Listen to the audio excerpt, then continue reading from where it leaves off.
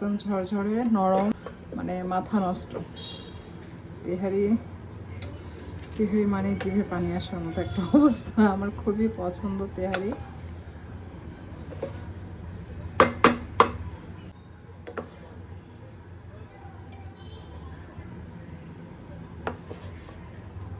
দেখুন একদম ঝরঝরে নরম আর মোলায়েম, খেতেও চমৎকার।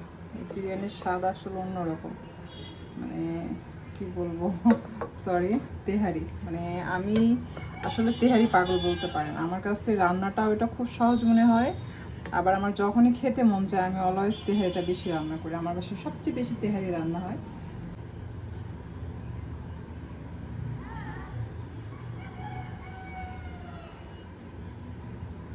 হুম হুম হুম হুম হুম।